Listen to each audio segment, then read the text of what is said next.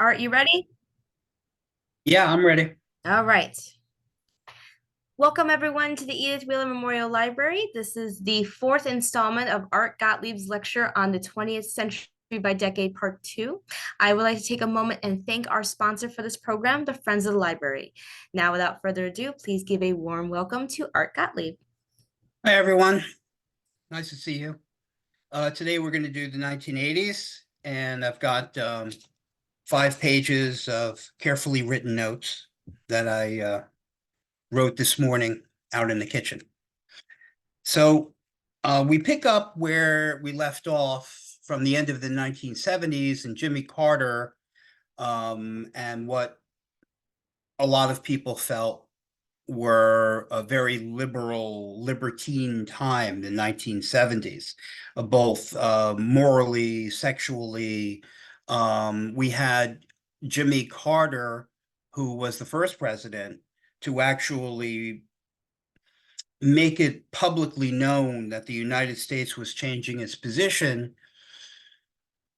into a more conciliatory tone, into um how should I put this? It was the first time that the Monroe Doctrine was denounced. All right. That was very, very important to understand with Jimmy Carter. Jimmy Carter, in his actions, had turned around and said, the Panama Canal that the United States was very proud of since, Theodore Roosevelt, and was an American accomplishment and critical to national security in both world wars. Well, Jimmy Carter felt as though that was an act of American imperialism, the Panama Canal. And I'm not saying that Jimmy Carter was wrong, but it was the first time it was articulated as such. And he turned around and he just gave up the sovereignty of what was referred to as the Panama Canal Zone, which was sovereign United States territory, and gave it to Panama, you see. And so the shift is from this kind of traditional Americanism where we're proud of who we are and what we did and why we did it, to an acknowledgement with Jimmy Carter that, maybe we shouldn't have done that. Or maybe the Monroe Doctrine, stipulating that the United States was in charge of the entire Western Hemisphere, politically and diplomatically and militarily, that who are we to have done that, you see? And that completely was a shift in policy. I mean, even John F. Kennedy in his speeches, talked openly that we intend to remain the master of our own hemisphere. You see, so in the late 1970s, Jimmy Carter gave this massive policy shift. And I'm talking about that because what we have next is kind of a pendulum swing from Jimmy Carter into the opposite, perceivably the opposite of Jimmy Carter, which was the Reagan Revolution, right? Ronald Reagan. And so I've got a lot of stuff I hear on Reagan and American foreign policy and domestic policy. Reagan was an interesting character, of course, um, very colorful. I mean, he was a former actor and from California. And from California as a politician, and in the acting industry, you remember Ronald Reagan from, a lot of people call him a Class B actor. I don't know enough about Hollywood to know the difference between one or the other, but I think it was derisively said about Ronald Reagan that he was a Class B actor, right? And with the same kind of contempt, I think, and this is just my opinion, that people refer to Donald Trump, whatever you think of him, as a reality TV star, right? I don't think it's meant as a compliment. So Ronald Reagan, of course, was a kind of a populist, you see, which is another important term that I think that we have to understand from historical discussions, both for our present day and going back to Reagan's time and even before that. A populist is somebody who is, the name would imply, popular. He's popular, and maybe that doesn't jive perfectly with what people who, in Reagan's point of view, was traditional conservatives or traditional liberals. Now, back in 1980, you still had a lot of people in the Democratic Party and a lot of people in the Republican Party who considered themselves to be centrists, right? And what centrist means is that, well, we're all Americans. So maybe as, say, for instance, a Democrat, this is my, generally speaking, my policy positions. And as a Republican, generally speaking, these are my policy positions. But when it comes down to it, we're all Americans, and this is what binds us together as Americans, right? That was a central feature up to very recently in our politics. I mean, now if you're in the center of the road, you're like, that would be the same thing as you standing in the center of I-95, right? You're going to get literally run over. And people have deeply entrenched themselves into one trench or the other. And that is, of course, obviously regrettable. So Ronald Reagan was what you would call a progressive when he was in his earlier career. He was a strict unionist. He was from California. And he was he was a progressive person of the left in his earlier days.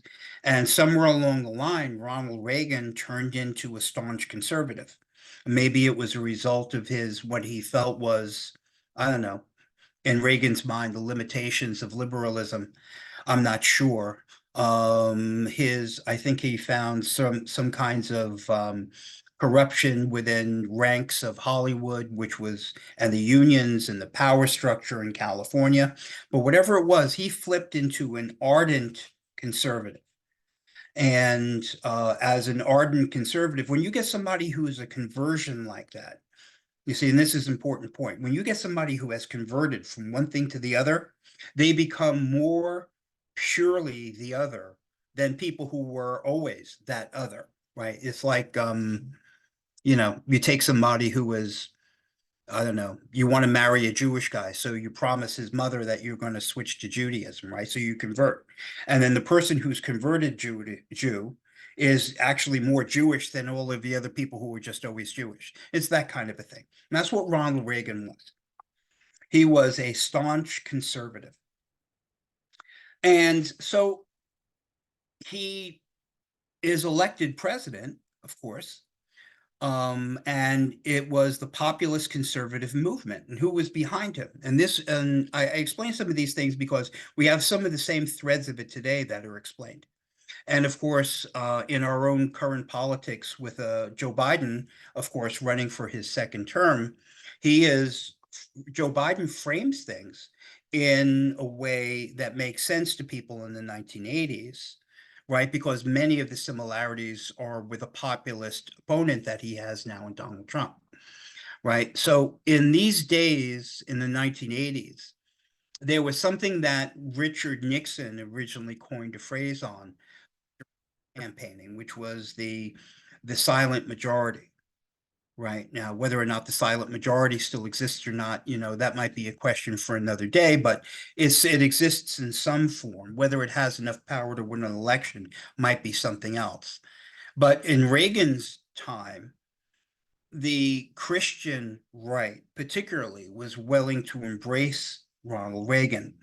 And then that was another feature of the early 1980s, was we had these big mega churches, right? These big Protestant churches. You've got thousands of people who were joining on television and in person in these gigantic churches. And some of them, of course, were found to be kind of corrupt. Remember, oh gosh, what was their names? The Bakers, right? Remember them? And Jerry Falwell and all the rest of that. So it's always delicious when you can take somebody who is espousing this sort of piety and they turned out to be as corrupt or, sexually indiscreet as anybody else, right? It's always fun to watch people like that fall, because they're standing in a moral judgment over you to begin with. And then you get to call out their hypocrisy.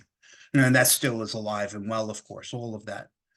But the evangelical Christians, right, were big supporters of Donald Trump. and also back in the 1980s for Ronald Reagan. And what is an evangelical Christian? Otherwise called born again Christians, things like that. People, I suppose, who are looking towards more of a traditional kind of conservative culture, right? Maybe less sexualized, maybe more biblical scriptured, you see. Now, back in Reagan's time, we didn't have the issue as we do right now, or at least the topic. I don't even want to call it an issue, but the topic of transgenderism. But certainly in the 1980s, you had as a result of the sexual revolution of the 1970s, we have the people wanting to live more freely, openly, as being a gay or a gay man or a lesbian woman, you see. And that was strident during that period of time, a natural progression out of the sexual revolution of the 1970s. So if women can finally be emancipated, if Black people in the 1960s could be emancipated, then the next logical step of emancipation would be for people who are living in the closet who are gay. So there was that here, right? As a result of what I was just talking about Jimmy Carter, Reagan's policy was to have a strong foreign policy, a more traditional, we're proud of America foreign policy, right? And it's very critical to understand that back in these days, the Cold War was still on. The Cold War was still on, which means that the Soviet Union was still there, as Reagan famously called, the evil empire, right? Putting things, once again, watch the terminology here, it's very important. The evil empire. So I did a program, I'm going to be doing a program tonight on Notre Dame Cathedral, right? And Notre Dame Cathedral, around the cathedral, there are the biblical imagery all over the place. And in the days, of course, Notre Dame was built in, what was it, like 1180, I think it was, something like that.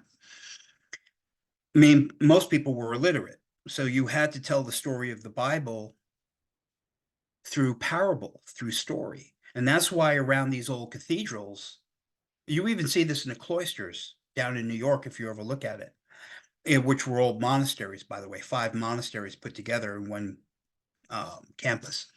So you have depictions of the devil, and are you going to hell or are you going to heaven? And things are very, very simple to put in those terminology. It's a simple story, right? Which is essentially the whole thing. It's a struggle between good and evil, between all of us.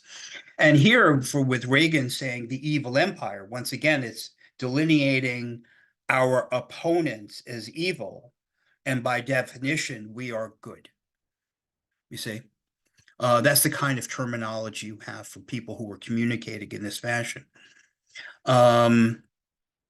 So also part of Reagan was not only putting a hard time on the Russians, which he did, and I'll get to that more specifics. It was an era, once again, of free market and low regulations, right? And these are arguments that are still with us today between Democrats and Republicans, and it's as pronounced as it has been since Reagan's time right now. So the idea is that, do you want to use Adam Smith's invisible hand, right? Which conservatives love, because it means that the government is going to have less interaction and less regulations in the affairs of individuals and businesses, so that therefore more entrepreneurial spirit can be unleashed, and which would be better for everybody, because you'll have new products and new businesses cropping up, and in an unfettered way or a less fettered way, and therefore that's going to create a larger tax base, you see. Whereas if you have a larger government with higher regulations, presumably under this theory, it will have the opposite effect. It will have a constricting effect on the economy, which then the government is going to have to come and manipulate to do what it needs to do. So it's big government versus small government, essentially. You had people in the center who voted for Reagan who were Democrats, and they were called Reagan Democrats. They were called Reagan Democrats, and it was, we're Americans first, Democrats second, right? Which was something that existed in 1980, and therefore we want the United States to thrive in the way that it always has thrived. And so we believe in Reagan because Americanism is more important than being a Democrat or a Republican. Now, today, of course, you've got a lot of Republicans who are supporting Joe Biden for what they claim is the same exact reason, going in the other way. Reaganomics, right? Now, I heard Joe Biden talk yesterday, and he's talking about, how trickle-down economics don't work, and you want to build the economy from the bottom up, right? And that goes directly back towards Reaganomics, where he was the one who actually coined the phrase. You're going to have something, typically it's called supply side economics, which is generally referred to in politics as trickle-down economics, right? So in other words, if the big company is getting bigger or richer, then that means that they're going to have all of these other people that they're going to give all of this business to, and everybody's going to get richer. You see, everyone's going to have an opportunity. So that's once again a difference between one point of view and another point of view. And of course, both sides insist that they're correct, right? Big increases in military spending under Reagan, right? Big increases in military expenditure. Now that goes back to what we were talking about Reagan wanted to go ahead and rebuild the military and have a strong posture in this kind of traditional American notion of, speak softly but carry a bigger stick, that sort of a thing. And he wanted to modernize the Navy and, have an American kind of post-World War II pride restore. You see, the feeling in the early 1980s was America had lost its way and was embarrassed on the world stage from the softness of Jimmy Carter. And Reagan felt that there was an appetite, and felt like he had a mandate for this because he was elected, that there was an appetite for the America to be the world power that it should act as, you see. And we should bring back this, and we should have a 600 ship Navy and all the rest of that. So the problem with that, although it did increase pride, I might argue, that it also increased a lot of deficit spending, right? So we're in a situation today in the year 2024 where we're like, what is it, $34 trillion in overall debt. And this year alone, we're spending more money on to service our debt than we spend actually on the United States military every year. You see, that's a lot of money, right? And I would argue that presidents going back to Ronald Reagan have been contributors to the ballooning of the debt, you see.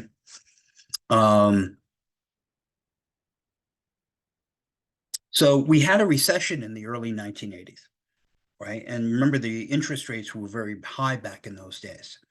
We had this thing under Jimmy Carter called stagflation. I'm not blaming it on Jimmy Carter, okay?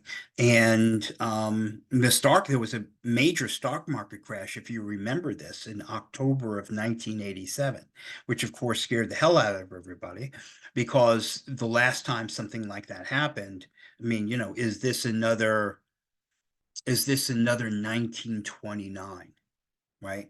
I more recently, of course, recall what happened in 2008, and people were, talking about Great Depression terms, right?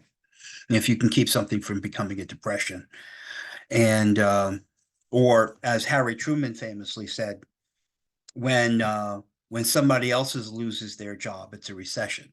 When you lose your job, it's a depression, right? So it's all a matter of perspective. High budget deficits and accumulation of debt during the Reagan era. We rebuilt the military, but it was at a cost, etc. So, our ability to balance our budget, if one thinks that that's a priority, seems to have been eluding us for quite some time. So the Reagan Doctrine, another very important part of this era. The Reagan Doctrine, I think, fairly could be characterized as similar to the Truman Doctrine. The Truman Doctrine, post-World War II, came into play because you still had some countries that had been occupied by the Nazis or were unstable for other reasons after World War II, early after World War II, like 1946, 1947, 1948.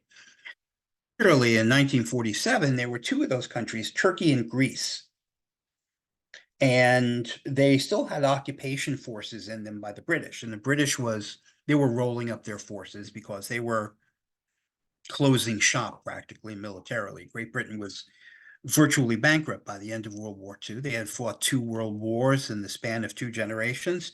They were wrapping it up. They were going to look internally, they were going to create a better society and concentrate on social programs, let the United States run the world for a while. After all, the United States, until 1949, was the only country that had nuclear weapons, and the United States emerged as a superpower and had replaced Great Britain as the predominant hegemonic figure protecting the Western world, right, so to speak. So Great Britain announces to us that they're taking their garrison forces out of Turkey and Greece. And the United States better do something, because if we don't, then that the Soviet Union is just going to fill that vacuum immediately. And then you're going to have two more countries, Turkey and Greece, that are going to be now members of the Warsaw Pact, right? Which wasn't the Warsaw Pact yet, but to become, a Soviet satellite state. So Harry Truman gets up and he says that the United States will protect any nation from direct invasion or from subversion from within. And he's referring to the encroachment of the Soviet Union, you see. So the United States sends military aid directly to Turkey and Greece, and we keep it so that they can stay themselves afloat. And it's an effort to contain communism, you see. And we commit ourselves in 1947. It's the Truman Doctrine. The Reagan Doctrine was the same thing. It was a renewed Truman Doctrine, saying that we are going to actively fight communism wherever it exists, with the notion that if you fight communism in one place, you're helping the entire world, because communism was a force that sought for, in a Leninist sense, worldwide domination to create a worldwide socialist state, you see? And they're coming for us.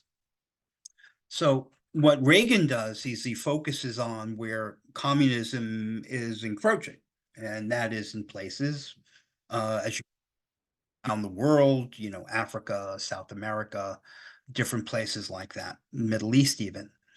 So that's what the Reagan Doctrine is. Reagan actively seeks to limit communism. And we, of course, for decades have been supporting people. We talked about the Shah of Iran. And during our last session, we, with the CIA and the State Department, have been actively supporting people for decades that, oftentimes unsavory people, if they would be a bulwark against communism, right? And that is reinstated in the Reagan era. Which brings us to something called the Iran-Contra affair, right? You all remember that on TV, right? Remember Ollie North, the handsome Ollie North on TV testifying in front of Congress? It was an entire covert operation. And Ollie North got nailed, as a matter of fact. And so did a guy named John Poindexter. And they were later exonerated. But, what happened here was you had a CIA-run operation that was, the White House was selling arms to Iran, right? And then that was in order to win freedom of United States hostages in Lebanon. And it had also money was being diverted to rebels in Nicaragua, otherwise known as what? The Contras. Remember them? And this becomes, everybody denies it. It's not happening. Nobody knows what you're talking about. And the press is calling this another Watergate. They're calling it another gigantic scandal, right? Because remember, in our last time, we talked about the importance of Watergate. Watergate started a new era where we don't really trust the government. The government's lying to us. And so did Vietnam, by the way. But, certainly with Nixon getting his hand caught in the cookie jar, or whatever you want to call it, um, we don't really trust what the government's telling us. And then so investigative journalism, when there was such a thing, people were going after this Iran-Contra thing, following the money. And then you wind up with these congressional hearings. And it's a big to-do because the money is supposed to be expended from Congress, not through covert means by selling arms to people we're not supposed to be selling arms to, and having money diverted outside of congressional control to other people, even if the statement of why we're doing it is to fight communism, which arguably Congress would agree with. You see what I mean? It was the way that it was done. It was under the table, it was lied about, and it was the Iran-Contra affair. And it really put a ding into Reagan. I mean, by today's standards, Reagan would probably have been impeached for it. All right. But that was an enormous affair that occupied a lot of bandwidth during Reagan's tenure. But despite all of that, Reagan was a popular president. And in many ways, the decade is kind of, it was, he was emblematic about a lot of things of the 1980s. Reagan left office in 1989. And he left office, despite all, with the highest approval rating since Franklin Delano Roosevelt. So that was Reagan. Of course, later on, Bush, right? George Herbert Walker Bush defeats Michael Dukakis in 1988. You might remember that election, and I do. And Dukakis was, what was he? The governor of Massachusetts, right? And Dukakis kind of reminded people of Jimmy Carter in a way. So Bush, of course, who was the vice president, he wins, and he's only a one-termer also. We could talk about the reasons why he was only a one-termer. But Michael Dukakis, I remember him he was being filmed in an M1 Abrams tank, and he was standing and his head was out of the tank. And, he looked like a kid on a ride at an amusement park. And he also had this other thing where somebody had asked him, because there were, laws that he espoused or policies that he espoused in Massachusetts. And he was saying, well, what if your wife was raped? And he equivocated on it. So it seemed like, what kind of a man would equivocate if his wife was being raped, that sort of a thing. So it seemed like there was really an appetite for more of a straight talking person who would be,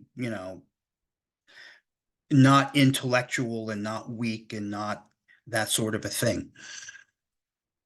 I don't know if George Herbert Walker Bush fits that description, but he certainly was in the Reagan administration. So another aspect of the Reagan administration, world events, was that Reagan was partnering up with somebody from across the ocean in Great Britain, you see, in a parallel kind of populist conservative movement. And all of this is in stark contrast to the 1970s. And that, of course, was Margaret Thatcher, all right, the first female prime minister of Great Britain. And she brings this, I mean, she was basically, Reagan and Thatcher, policy-wise, were two peas in a pod. And they had collaborated to bring an end to the Soviet Union, right? And that was a very it was a very strong stance that Reagan had taken and Margaret Thatcher had taken. They had actually made a policy difference.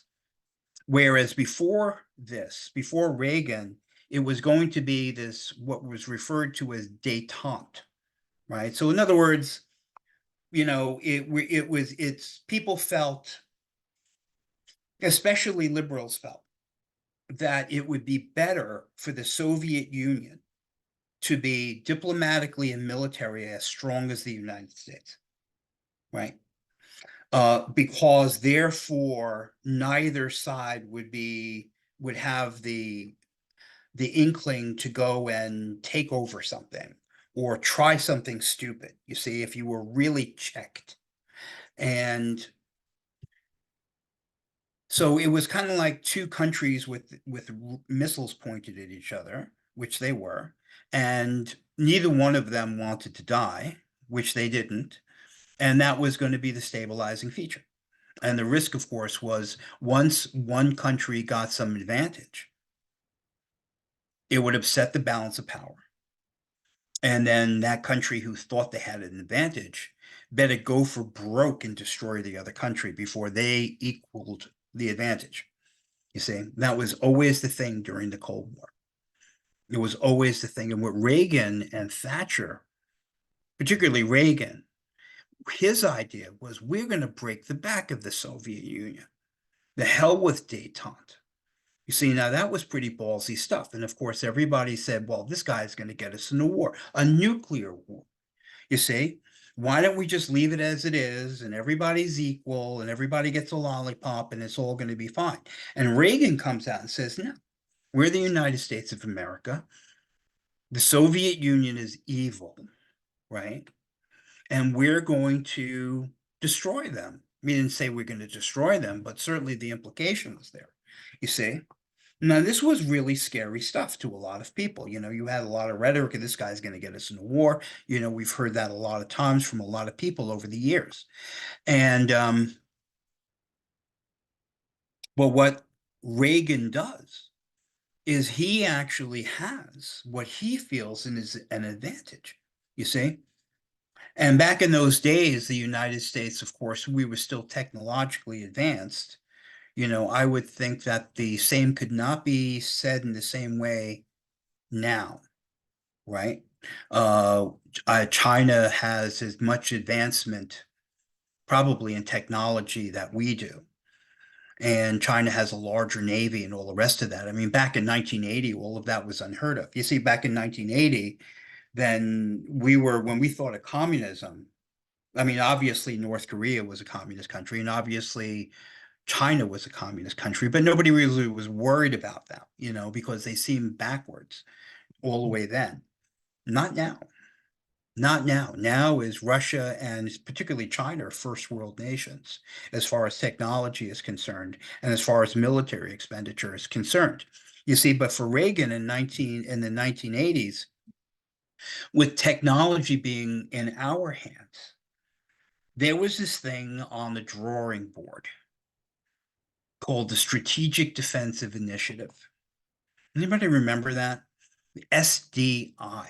And you might remember the nickname of it. It was called Star Wars, right? Named after the movie that was oh so popular, right? And its sequels. And Star Wars. So Reagan goes up to, where was it? Reykjavik, right? And he has this summit with Gorbachev, right? Now, Gorbachev, this is important. Gorbachev is the new premier of the Soviet Communist Party, right? He's head of the government there. He's got the position that Vladimir Putin has. But Gorbachev in the 1980s, Gorbachev is kind of like a transitional figure where he realizes that the Soviet Union can't go on the way it was. And the way it was a closed affair. It was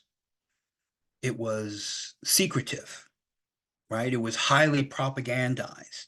And Gorbachev was facing a lot of internal dissent inside the Soviet Union. I mean, communications were being better. People had telephones and all the rest of that stuff. You had media that you could get via television and radio and all the rest of that.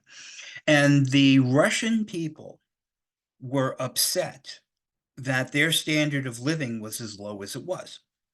And they demanded change. See, so Gorbachev found himself between a rock and a hard place. He had to actually invest more money into the domestic politic and to the society of Russia to improve the quality of living for the average Russian, all right? Or he was going to face unpopularity and dissent at home. Yet at the same time, what Reagan was doing was upping the ante militarily, which traditionally for the Russians meant that they had to match us at every step to maintain détente. You see, so Reagan played this chess game with Gorbachev, and essentially, well, it was more like poker, really. And Reagan was throwing Gorbachev a bluff.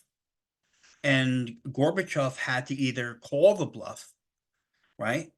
Or he had to fold his hand.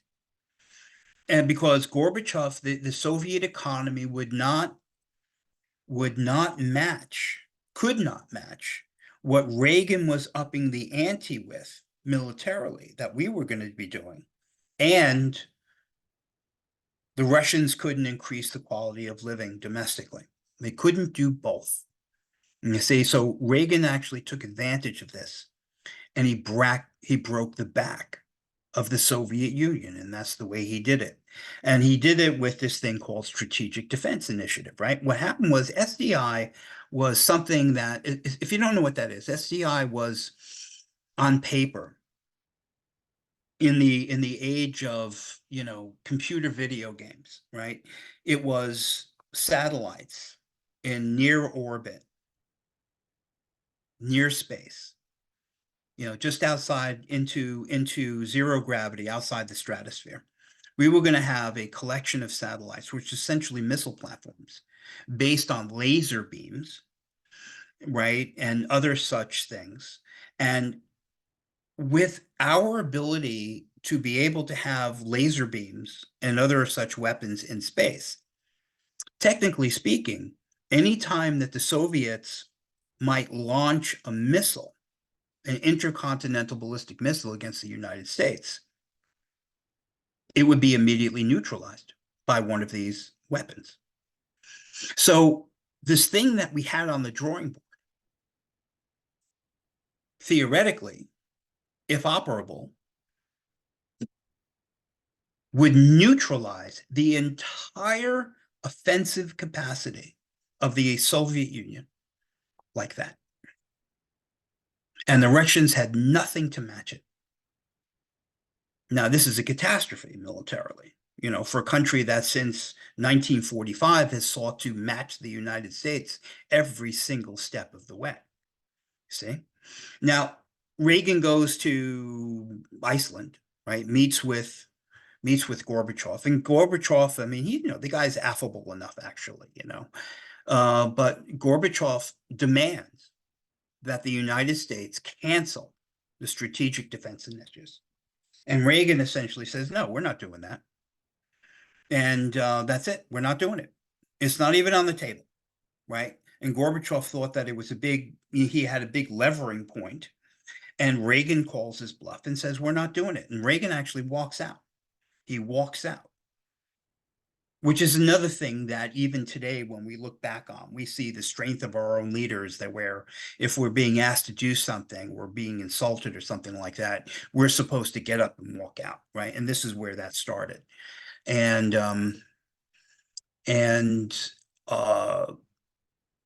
what happens is that eventually Gorbachev has to concede. He has to concede. And the United States never possessed the Strategic Defense Initiative. It was never real. It was just something that was on paper, that was proposed. But with our own propaganda, we were able to make the Russians believe that it existed. You see, so it's a psychological warfare power play. And Gorbachev had to assume that it was real. And he had to take into consideration that to match the United States and whatever this Star Wars thing was beyond the capability of the Soviet Union. And they would have to tend all of their money and put it into research and science to be able to match this thing that they thought we already had. And it literally broke the back of the Soviet Union, and it never existed. That is a big piece of history right there. I mean, there's more to it, but in a nutshell, that's it. I mean, it was an absolutely untenable situation for Mikhail Gorbachev, you know. And, Gorbachev was a character like Gorbachev was a figure of his time in the 1980s, like Khrushchev was a figure of his time in the 1950s, right? Khrushchev comes in the 1950s, and Khrushchev realizes that we're in like what was then the modern world, right? And that means that in the modern world, we can't be this cloak and dagger black society, that is impenetrable like it was under Stalin, right? So for Khrushchev had to market the Soviet Union and Soviet communism in a retail way to make it seem as though, hey, you know what? There's nothing wrong with communism. Communism's better than capitalism, and we're going to show you why. And sooner than later, the whole world's going to have our system of government because it's simply superior. You see? And that was Khrushchev. And he was, of course, Khrushchev was walking the line. He was walking a fine line, I should say, because he had the old timers who were saying, no, no, no, you've got to be like Stalin and you got to crush everybody and you got to kill people who disagree and or imprison them or whatever it is, right? Or set them up on a trial and they're going to be in Siberia for the rest of their lives. And Khrushchev was like, no, no, no, we've got to market this. At the same time, he's taking an enormous risk because if they run out of money or if they fall backwards militarily or people don't have enough to eat, well, then it's gonna be him who's gonna be in Siberia, you see? And Gorbachev was the same kind of man, except 30 years later, you see? And Gorbachev knew that we're in a very modern era in the 1980s, in the beginning of literally the beginning of the internet and all kinds of other technology and solid state appliances have been around for a long time. And people in the Soviet Union were tired of living like people in East Germany were living, compared to their compatriots over in West Germany. It was a big thing in Europe, the difference between the West and the East, you know. And Gorbachev, he didn't want to see the fall of the Soviet Union. At the same time, he wasn't as much of a hardliner as some of his predecessors. Each one of them was older than the one before. The Chernyakos and the Brezhnevs and all the rest of that. What they did was they kept putting in these ancient leaders that towed the party line, and we used to make fun of that because all of the old Soviet leaders, where they were like these men in their 80s, right? It's kind of a joke on us right now, I guess, with our current candidates. But, they had these people who were, the party line was the most important thing. It didn't matter if you were going to be dead in the air. And there's Gorbachev, who had worked his way up through the Soviet system and had it to be completely vetted and who believed in the Soviet system. Yet at the same time, he was a young man. He was a young man compared to all of those old timers that had preceded him. And he wanted to modernize the Soviet Union. And what happened in 1989 was that you had a lot of, started in Poland. To write this guy's name down because I never remember it.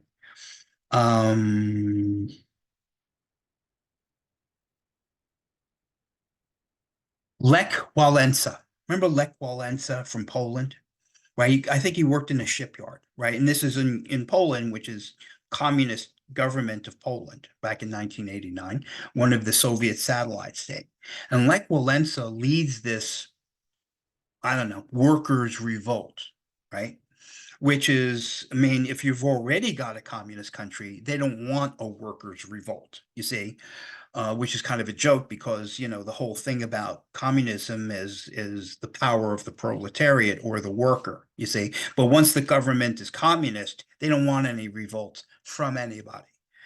And so Lech Walesa leads this strike. He was an electrician in the shipyard, if I remember correctly. And it was called Solidarity. That was the name of the movement.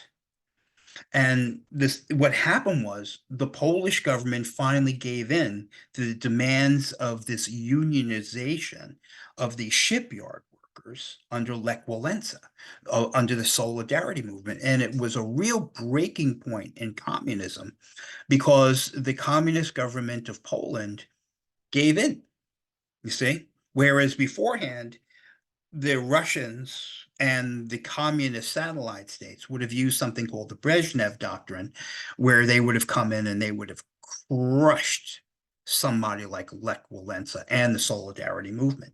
But this time, the government actually gave in. It was like this softening, you know? And that started a chain of events that was unstoppable. In 1989, you had people who were demanding at the, I forget where it was someplace on the Berlin Wall, right? And they were demanding that they be let through and all the rest of this. And what happened was the East Germans let it happen. You see, now the Berlin Wall is something that's a very serious thing. People normally would get shot at the Berlin Wall if you didn't, you know, if you got too close or whatever it was. I mean, there was a real killing zone for the 30 years that the thing existed. And but the government told the soldiers and the guards to stand down. And then the next thing you know, you've got the citizens of West Berlin and East Berlin, who are now just congregating and take over the Berlin Wall. And they're sitting on top of the Berlin Wall, they're all the way around the Berlin Wall. And I can only imagine the kind of pent-up anger and frustration that this wall represented. There was never a wall that represented this kind of like literal oppression. I mean, locking your own citizens in. It wasn't to keep people out. It was to lock your own citizens in from fleeing to freedom, technically speaking. So there was like a whole generation of people who couldn't wait to see this thing crack. And crack it did, because people were on TV. You probably remember seeing this, right? They brought out sledgehammers and they're pounding the hell out of this wall with this pent-up frustration and anger. And it was this whole thing that started with Lech Walesa. It was like the communists realized that the game was over, that they didn't have the political capital anymore, or the sustainability of money to control their own people anymore. And they just kind of backed off. And that was like a crack in a dam that couldn't be stopped. And within 2 years, the the entire society of Soviet socialist republics was dissolved. And the Soviet Communist Party was gone. It's unbelievable. Between 1989 and 1991, boom, the whole thing was over. Right? The longest for us, that was the longest single kind of struggle that we ever had in this entire country, which was essentially from, you know, really during World War II, right up to 1990, if you want to put a time on it, 1991 officially. And it was like over. Right. This brings us to the 1990s, but this all started in the 1980s, you see. And then it was just unbelievable. If you remember the kind of relief that we had at this point. I mean, it was like, holy mackerel. It's like, well, you know, we defeated the Nazis, we defeated the fascists, we defeated the Imperial Japanese, you know, and now we've eliminated finally the Soviet Empire. You see, because communism to us didn't mean Chinese communism. It didn't mean North Korean communism. It meant the Soviet Union, you see, and it was like, woohoo, game over, you know? And we went on to this big peace dividend in the early 1990s. But that was a remarkable event, series of events that started under Reagan in the 1990s, in the 1980s, I beg your pardon. You know, another person that we don't really talk much about that had a lot to do with this behind the scenes and was a great figure in all of this. It was worthwhile to have a presentation on him himself, I think, was you don't hear too much about this guy anymore. John Paul II, remember him? And he was the first pope, you know, which was really kind of like uh fairly affable, approachable kind of a person as far as popes go, you know. And he was the first pope who wasn't Italian. He was Polish, you know, which gave it this whole other thing as far as the church is concerned. And John Paul II, he was pope from 1978 until his death in 2005.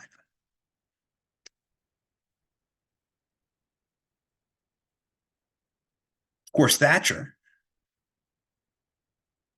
was, of course, was there's a great movie with her with Meryl Streep. You know, I don't know if you've seen it. It's very, very good. I would recommend it. What's the name of it? I don't remember. Um, and the Iron Lady. The Iron Lady. I met her. I had my photograph taken with her. Awesome. And Margaret Thatcher faced something in the 1980s also. I think it was 1982, if I'm not mistaken. I wonder if you remember what I'm going to say.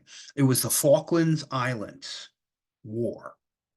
The Falklands Islands War, right? Down off the coast of Argentina on the Atlantic side, right? So you had this, what we call them governments that we don't like, we call them juntas in South America, right?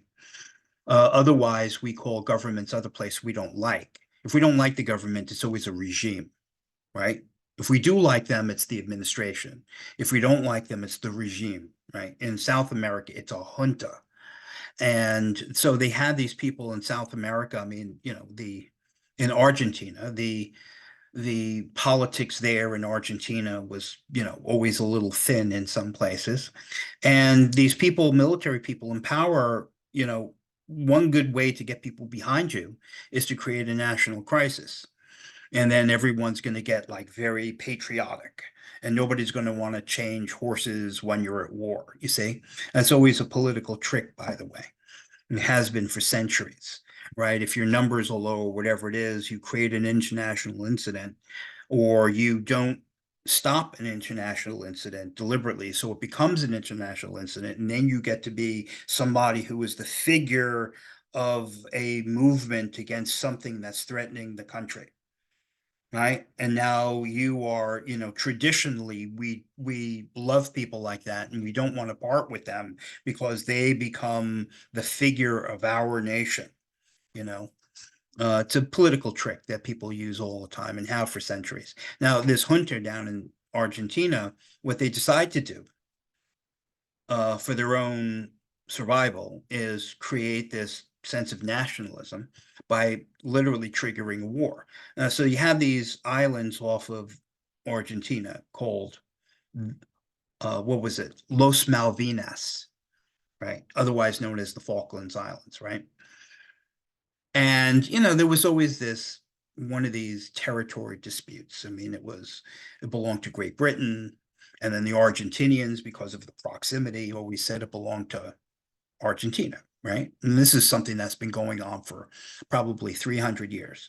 But this Argentinian government decides to go ahead and attack and occupy Los Malvinas, right? Which triggers like an international incident. I mean, some people would say, who the hell cares? You know, it's just this bunch of islands with a bunch of goats on it, goat farmers on it. And it's like, what are we going to do here? launch a war to protect Las Malvinas, right? So the people and the generals in power in Argentina were very, they got a lot of credit and a lot of national pride over, well, the hell with the British, we're going to go in here and these belong to us. They're right under our nose anyway. And they became very popular. Now, Margaret Thatcher was left with a situation. Remember now, she's a Reagan-esque figure, right? Now, she sees this as a direct assault on the national sovereignty of Great Britain, right? Kind of like the British Empire in this kind of Churchillian sort of a way, right? And she has her own national pride to think about. And she is one of the last who was really saying and not apologetic, right? So Great Britain, like the United States in the 1970s, was walking around apologizing for, eras of colonialism. And here in the 1980s, it's kind of like, no, we're Great Britain. And what we did was correct. And we brought language and we brought medicine and we brought, I don't know, Christianity, I guess, to the rest of the world. And you know what? It was a good thing, damn it. And so Margaret Thatcher puts together a fleet, right? Which is hard for the British to do, by the way, because it's not like they had the World Navy that they had before. And they put together an aircraft carrier and a bunch of destroyers and these new vertical takeoff and landing aircraft, right, called Harrier jump jets. And they sail all the way down across the Atlantic Ocean down to the Falklands Islands and basically says, we're Great Britain, you're not taking our islands. And, half the world is looking at saying, are you kidding me? What's the point here?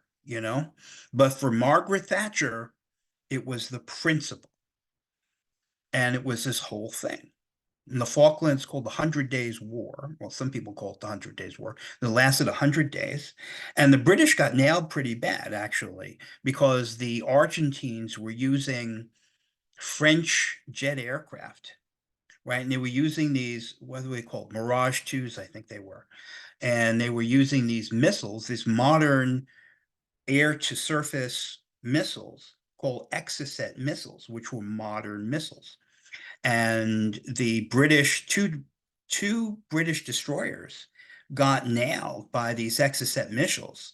And it was really kind of a catastrophe. It was a real black eye for Great Britain. It was more damage also. But finally, the British prevailed. And they had the Union Jack planted firmly back in the Falklands Islands, and they sailed back to this kind of renewed glory. You see, so this was, in a sense, what I was describing before, with the contrast between how people felt like the United States had fallen, right? And you wanted to restore a sense of that pride. Now, that today is called toxic masculinity. Okay, but yet and nevertheless, I'm just doing a history program, and certainly it existed. The question is, does it still exist or should it still exist is yet something that we can discuss. For Margaret Thatcher, it was really the same thing for Great Britain. And these ships came back to Great Britain with great fanfare. And it was like this little fleet that had recaptured or, yeah, reoccupied the Falkland Islands. It was as like Admiral Nelson had returned home. So that was a pretty big deal in the early 1980s. I wonder if you remember that. It was like really one of the first things politically, geopolitically that I really followed. At my job, wherever I was, I used to get the newspaper every single morning, and I used to read about the Falkland Islands every single morning while I was eating my breakfast. And I kept up with it pretty good. It's a long time ago, obviously. Now, culturally, the 1980s, also in response, right? So the pendulum has swung from the 1970s, right? And kind of like into this, and I remember this myself, of course, because I was now in the working world, and I was in spent my time mostly in Manhattan, etc. And I was around a lot of people my age who 10 years prior in the 1970s were like these pot smoking hippies, right? And it's like, yeah, free love, man, and I don't need to have anything, and we're just going to live off the land, and and we're going to just eat dandelions, right? And 10 years later, and now in the 1980s, these same people are getting their MBA and wearing a striped suit and are brill creaming their hair, and they look like they're straight out of Wall Street, right? Because they are. And it's just unbelievable. And they're the most materialistic ladder climbing people I ever saw in my life. The same people 10 years ago were like, we don't need money, man. All we need is love. And these same people now are like, well, we bought our starter house for $300,000, but that's a piece of crap. And we're going to turn that into, before I'm 40, I'm going to live in $1 million house in Greenwich. You see what I mean? And it was just amazing, the shift. That was the 1980s. And we used to call these people, still do, I suppose, from a historical point, yuppies. Remember yuppies? Which stands for Young Urban Professionals, right? Yuppies. And I was up to my eyeballs in yuppies. And, it was a point of kind of like self-understanding where I had to choose like who I was. And it's like, because I come from a very blue collar background. And I'm like, I've always been very aspirational. I mean, I want to make more money. I want to be a professional person, and I did make more money, and I am a professional person. Yet at the same time, in my core, I have this revulsion of cheap commercialism and virtue signaling by, I mean, I have to drive a German car because American cars are crap, and I won't drink an American beer because American beers are crap. And everything has to be European because everybody knows that Europeans are more sophisticated than Americans. I mean, so it was really nauseating for me. And I had to kind of say, no, I'm kind of like, I want to be a regular guy, and I want to be with regular people, and I want to marry a regular girl. And I had to make those decisions, and this yuppie thing helped clarify that for me. Well, I would like to think that I always stood in contrast to some of these, what I found to be highly sanctimonious, pretentious people, right? You can see I don't have an opinion on this. So, um, anyway, that was a big thing. It was a big thing. It was an entire movement, an entire culture of people, generally speaking, my age, maybe a little bit older. And, I got my first apartment, and I had this thing in the 1980s. And I had, yeah, or thereabouts, right. I don't remember. It's a long time ago. But the point I want to tell you about is something else from the 1980s that was culturally very significant. I spent the extra money, and I had cable put in my apartment. And it was just remarkable. And I used to sit there, and the first night that I had the thing set up, right? I mean, it was kind of cool that I had my own place. But I sat up all night. And you know what I watched? MTV. And I was just amazed.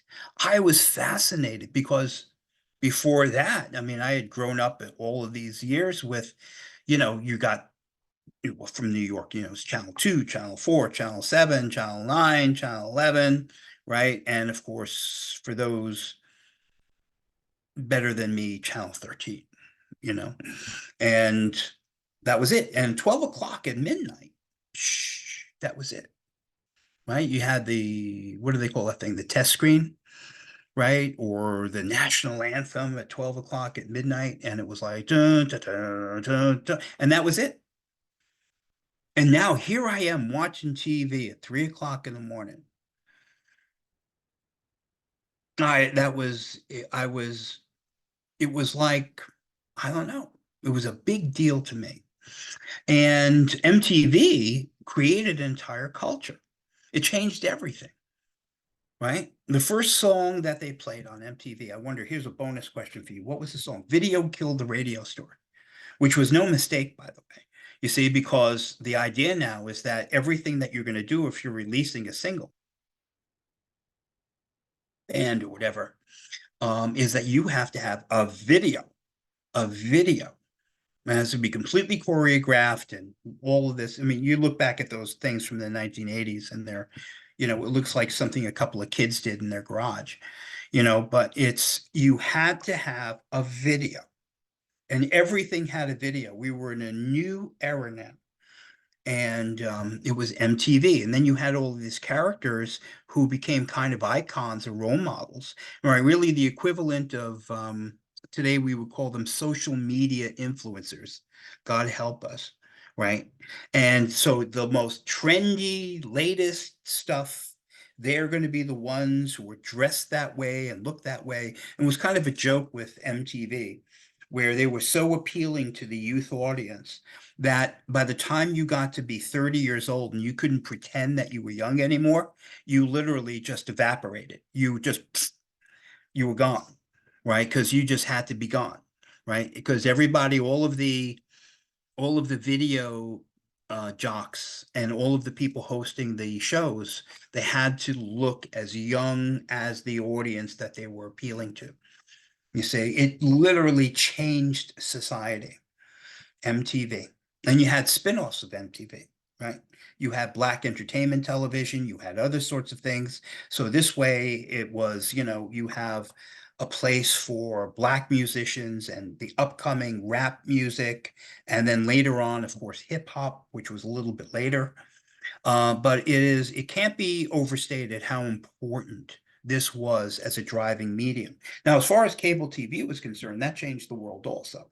I remember being in the movie theaters back when I was a kid, when cable was being even proposed, and they would show these scary propagandistic things before the movie, and it would be like money being thrown out the window, and why would you want to go and spend money on something that was essentially television, which everybody knows you can get for free, you see? So, of course, the movie companies didn't want you to have cable. They wanted you to have TV, which was by its nature limited. And then when you wanted to see a movie, you would have to go to the movies, right?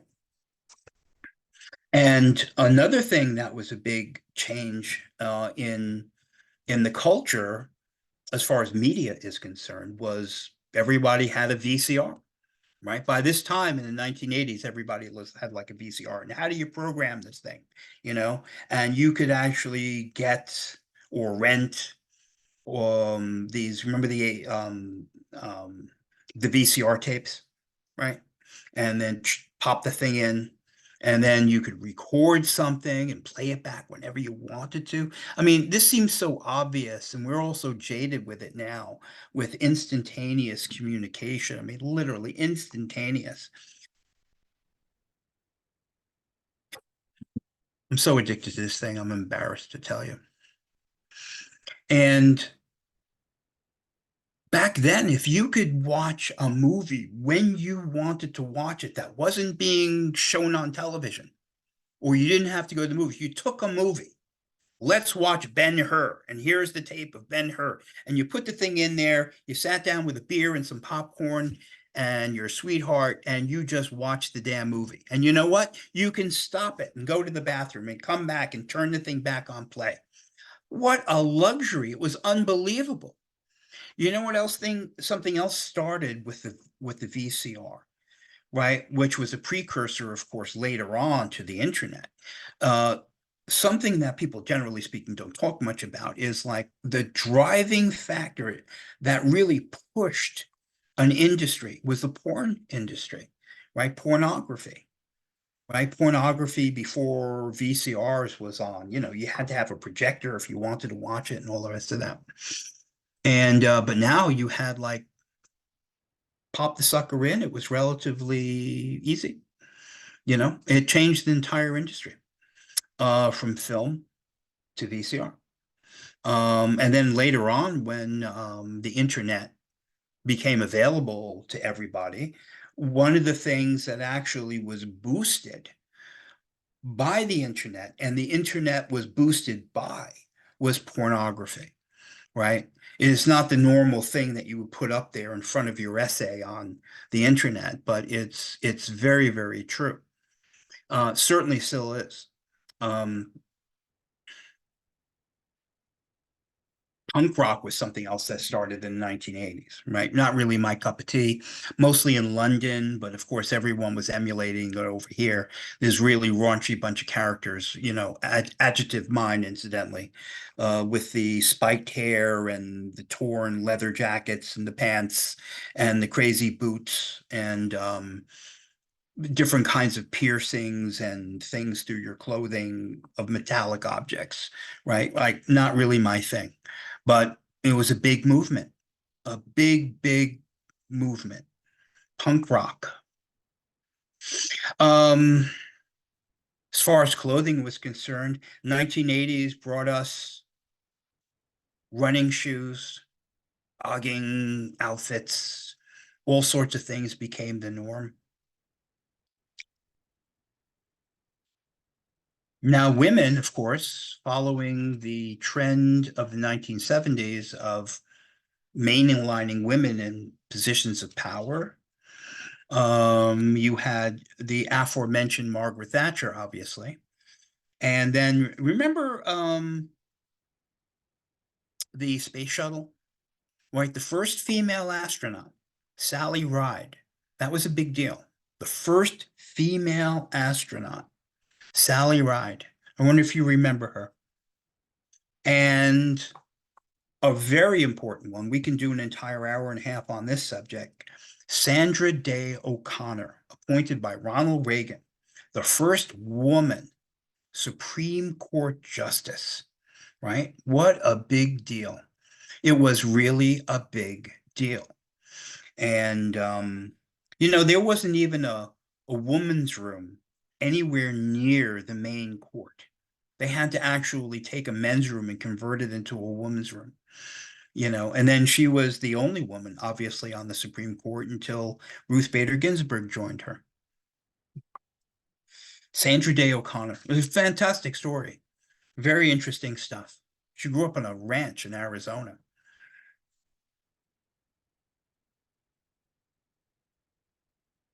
Who remembers Princess Diana and Charles, the Prince of Wales, when the decade starts off with this massive wedding seen by a gazillion people with all of the pomp and the circumstances and everything else like that.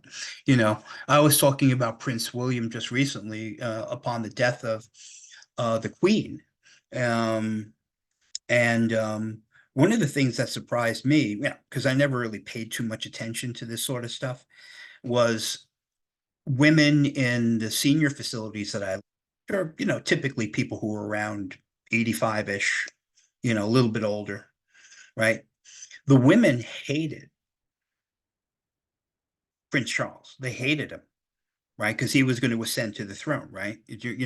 And they hated him. They hated him. Why? Because of the way he treated Diana. They found him to be this cheating SOB. And I don't know if I'm in a position to disagree with that, because this whole thing with Diana, is would she still be alive today? Had just the Prince of Wales just handled himself differently, or was it just the whole thing an impossible situation? And this carries over even now to the behavior of Harry, if you read his book or whatever it is, or you care.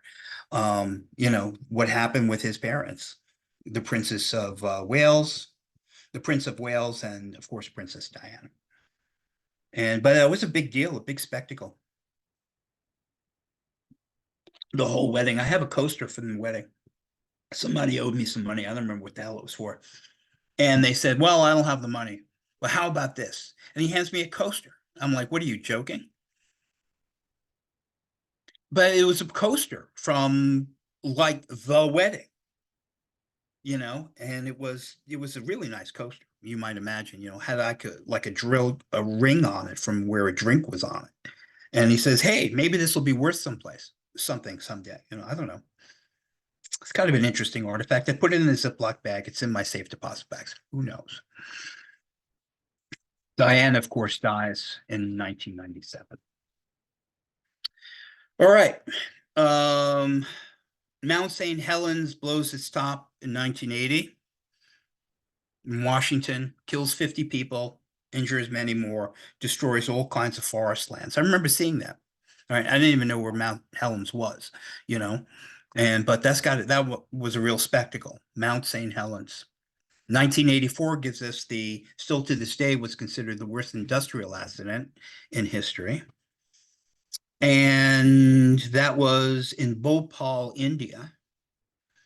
And it was the explosion at the Union Carbide plant there, right? Another example, or at least it was perceived to be, this kind of callousness of the Western world towards, what arguably you would call a third world society, at least where this was, where Union Carbide, they didn't even follow up on what was going on. And all of these people died by poison gas, like 2,000 people. That's a lot of people. And the question, of course, is, do people who are in Union Carbide, who are presumably Western Caucasian people, not care about people who don't look like them or the societies that they're in? Presumably the reason why they're in that society is because they're able to make whatever it is that they make more profitably. You see, so you kind of see the resentment, right? 1986, you had Chernobyl, right? Which was another thing. And Chernobyl was, well, remember Gorbachev? Gorbachev actually, in retrospect, says, you know what I think that caused the fall of the Soviet Union? It was Chernobyl, right? I guess he said that because it seemed like the Soviet Union was a failure in its design and its construction and its maintenance and its follow-up, that it had lost such prestige over the biggest environmental disaster of its day, right? Because Chernobyl blew this cloud of radioactive gas into the atmosphere that, it literally went into the atmosphere, and as the Earth turns inside the atmosphere, that radioactivity was transferred to every place until it dissipated. I mean, it's a pretty big. It was the worst case scenario, literally. They had to come back to Chernobyl and pour like a gazillion gallons of cement over the whole thing. They call it the sarcophagus, right? And I mean, it was just a debacle for the Soviet Union, which of course was in Ukraine at that time. And or Ukraine was in the Soviet Union at that time is what I meant to say. So also you had Exxon Valdez, right? You might remember that one. I have a whole program on the Exxon Valdez. When you had this massive tanker coming out of, what was it, Prince William Sound, which is like this beautiful, pristine, immaculate place, and it was the largest oil spill, right? So it was an environmental disaster. And you have all of these people come up there and just have to scrape this oil off these rocks and everything else. And you have the animals and the wildlife that are suffocating from the crude oil. It was a debacle. I mean, the optics of it were just incredible. And it's hard to paint this any other way than that. And one of the things that makes the contrast with this, especially with the Exxon Valdez, was you're in this virgin-like pristine area. And, it begs the question is like, can't we drill oil somewhere else? I mean, it comes, I don't know. An oil spill like that would be bad, I would think, anywhere. But if it was in the Gowanus Canal, we wouldn't be complaining about it as much. Instead of if it was in this pristine, beautiful, virgin landscape. It really brings out the impact of the intrusion of civilization in general upon the earth. Um, I'm not saying we don't need oil. I'm not saying that they didn't screw up. I'm not saying that they didn't wait too long to go and do something about it. I'm not saying any of those things. 1986, the Columbia Space Shuttle takes off on a cold January morning.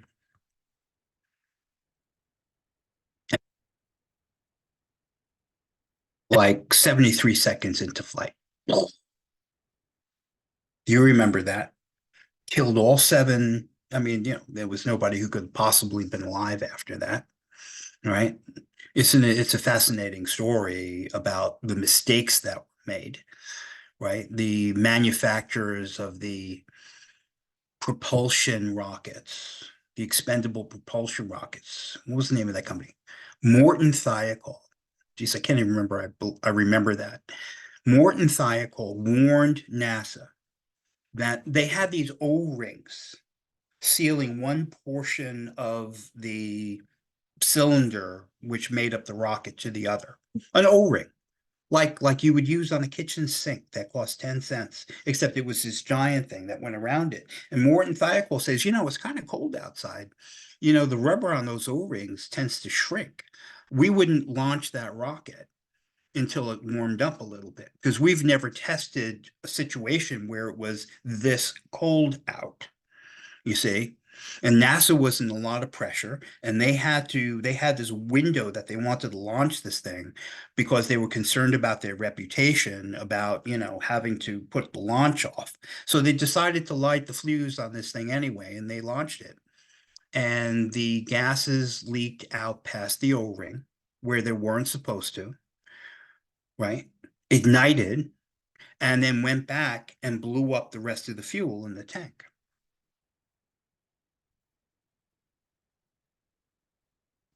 What is that? And that was the first time the United States ever had that kind of debacle. The only accident that had before that was in, what was it, 1967? I think we did this in 1960s. And when NASA, they had the test Apollo capsule, and you had those three guys got roasted inside there, right? And this was the first major operational accident of the United States space program. Big black eye. And of course, computers, home computers, right? I went to college in 1984, right? I was a little bit older. I didn't go to college right away. I wasn't prepared for it. And I didn't have to go to college anyway. You know why? Because I already knew everything. And but 1984, I'm in school, right? And thank God they had this computer lab with these IBM computers, right? The little monitor and the two floppy disks, one for the software, one for your stuff, you see? And I made myself an expert in that because I didn't want to type on a typewriter, which was still ubiquitous everywhere, by the way.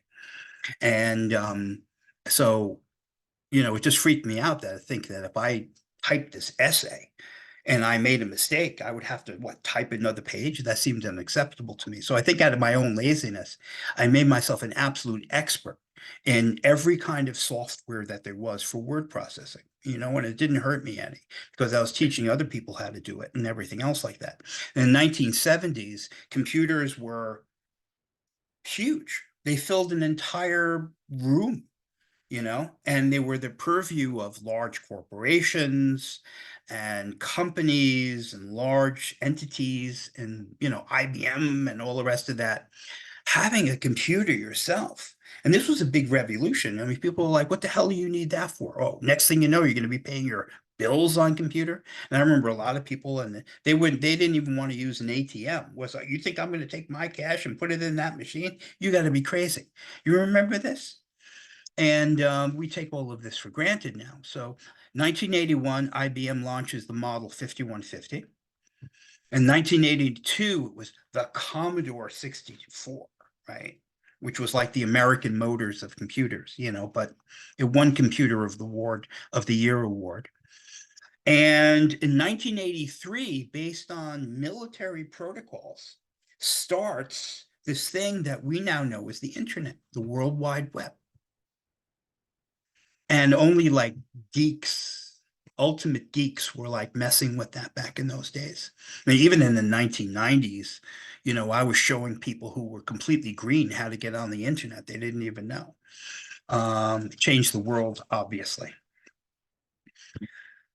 In 1983, Microsoft, that's Bill Gates, of course, Paul Allen, creates Windows operating system, which, as you're aware, is alive and well.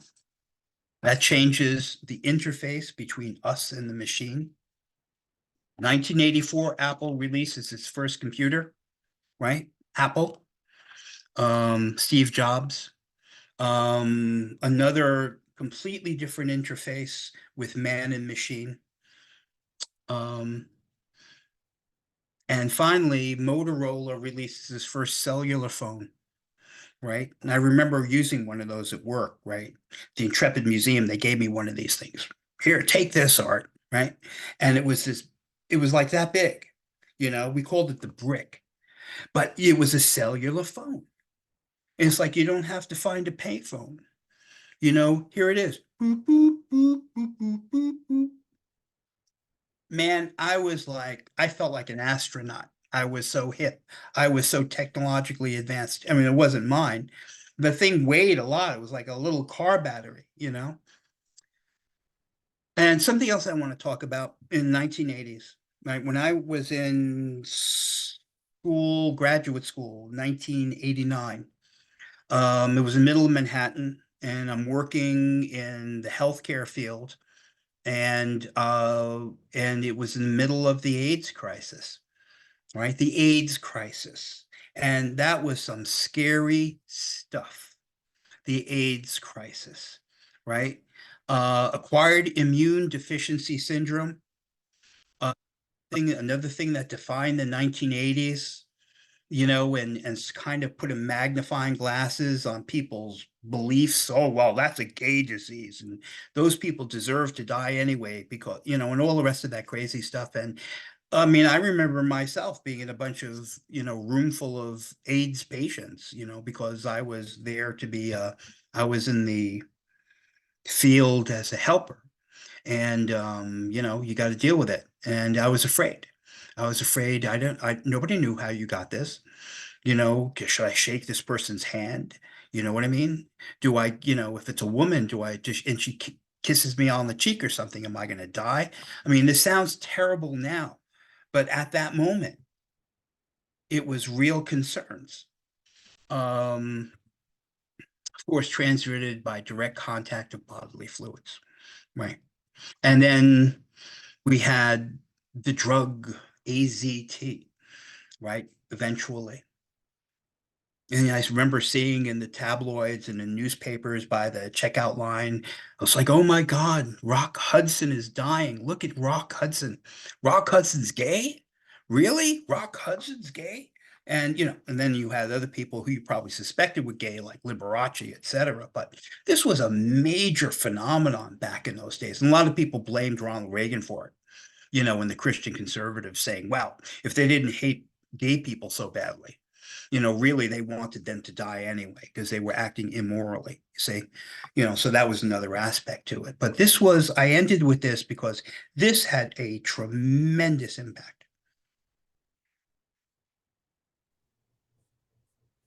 So much for joining me. Thank you, Art, once again for your talks on the lecture. Kind of a bit of a sad note to end on, but I mean, it is the decade as it foretells. So we do really appreciate you being on here and giving your knowledge and information on It these was issues. sad. It was, yeah, It yeah, and it was really, really sad. yeah. I held the hands of people who were literally dying of AIDS, during my internships, etc. I met my wife at a hospital where she was working when my wife was the person delivering the respiratory treatment to a person who was having trouble breathing. And I mean, it was just real. I ended it there because I think that despite all of the rest of that stuff I talked about, this is something that had really a major impact on everyone who was in proximity to it. Oh, absolutely. Yeah, absolutely. And again, we do appreciate you and your talks. Thank you, everyone. Does anyone have any questions before I end the Zoom today for Art on any aspects of the lecture or future lectures for Art? All right. Again, like I said, you can always reach out to me through email at the library here, and I can always relay the messages to Art about anything that you would like to ask him or have a question for him. Our last session for this series, which is so sad to see it come to an end again, but our last one for now will be on May 1st at 2 p.m. I will send out the Zoom link when it's available for you, as well as this recording for the YouTube channel in the near future. Again, if you miss any of the sessions, they are available on our YouTube channel, and I will always send links to be able to view those again. Again, thank you everyone so much for coming out today. Thank you, Art, again, and we will see you all very soon. Bye-bye. Thank you.